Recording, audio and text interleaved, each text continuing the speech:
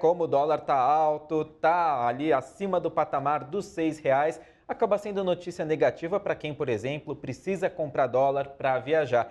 Mas olha, tem também aspectos positivos na alta da moeda americana. Quem vai falar um pouquinho a respeito disso é Gabriel Trade, COO da Hearst Capital. Gabriel, seja muito bem-vindo ao Agora, prazer recebê-lo aqui comigo. Bom dia, Rafael, bom dia a todos, prazer estar aqui com vocês. Vou pedir para você explicar melhor exatamente que investimentos são esses, que oportunidades se abrem com esse dólar mais alto, acima do patamar dos R$ 6, e devemos permanecer assim, pela expectativa do Banco Central, até o fim de 2025, pelo menos. Bom, a tendência de investimentos hoje, com os investimentos alternativos, é um cenário onde você consegue ampliar a sua diversificação e sair do tradicional, que é bolsa e mercado de renda fixa. Então, quando a gente fala de investimentos alternativos, a gente está falando de investimentos de real estate, investimentos em hedge funds, private equity, venture capital e outras tendências que estão surgindo no mercado, tanto no âmbito doméstico como internacional, que isso faz com que você tenha uma diversificação do seu portfólio e dê mais sustentação e, naturalmente, você consiga aproveitar essas vantagens como o cenário do dólar em alta. Agora, é acessível para qualquer um esse tipo de investimento ou existem regras, é só para o investidor que tem mais grana ali? Como é que funciona essa entrada? Isso é algo que a Hearst Capital conseguiu desmistificar ao longo dos anos. Naturalmente, que investimentos alternativos eram focados para investidores de grande porte.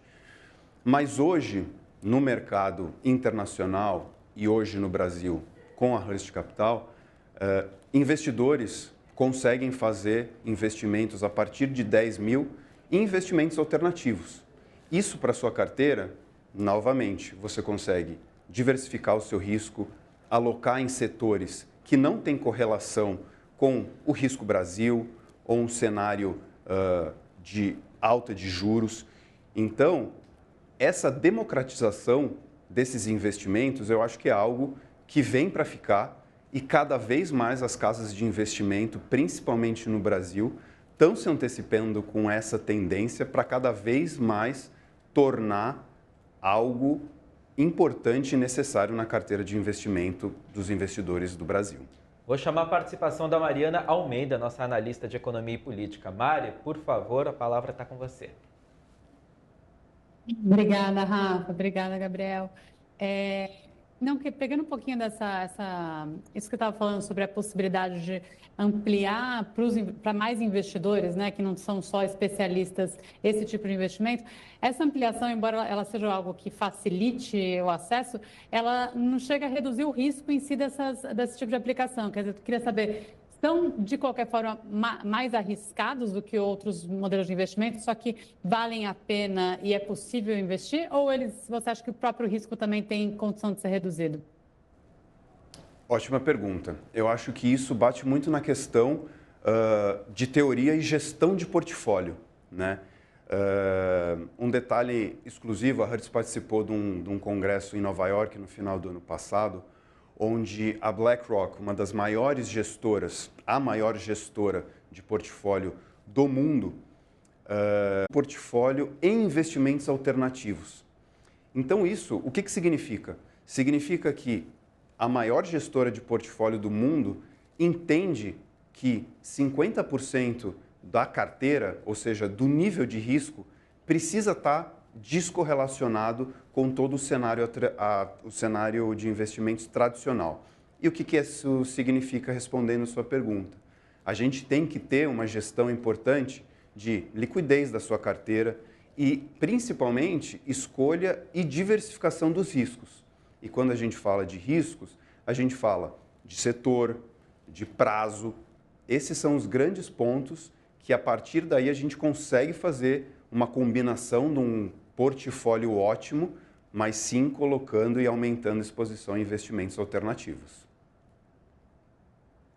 Então, puxando, inclusive, a ideia, até para pedir para você falar um pouquinho mais sobre isso, a questão do portfólio, porque um erro que é até um senso comum que acontece é pensar na economia como uma coisa meio unilateral, né? Quer dizer, cada fato que acontece é bom ou ruim, né? Sempre bom. Então, alta do dólar, ruim.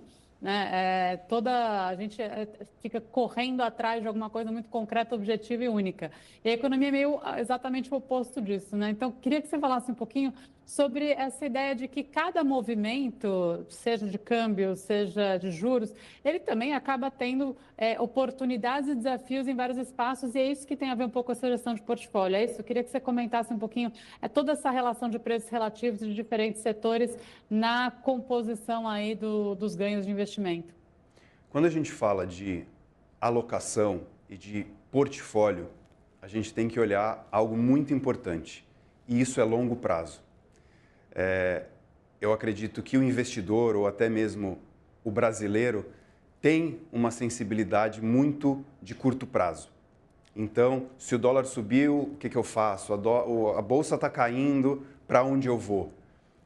Isso, muitas vezes, são para gestores especializados que têm time grande de analista para ficar conseguindo ganhos, bons ganhos, mas no curto prazo. Quando a gente fala de uma alocação para o nosso futuro, a gente tem que pensar em longo prazo.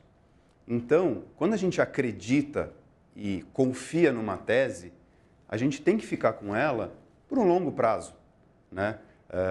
Vou dar um exemplo clássico aqui, que nada mais é do que o Tesouro, né? Hoje a gente vê as altas taxas de IPCA+, chegando a pagar IPCA mais 7, só que quais são os vértices? 2040, 2050. Então, assim, a gente sabe que títulos do Tesouro têm marcação a mercado. Então, você pode ficar rico e pobre muito rápido, mas o segredo é você carregar até o final. Investimentos alternativos é a mesma coisa.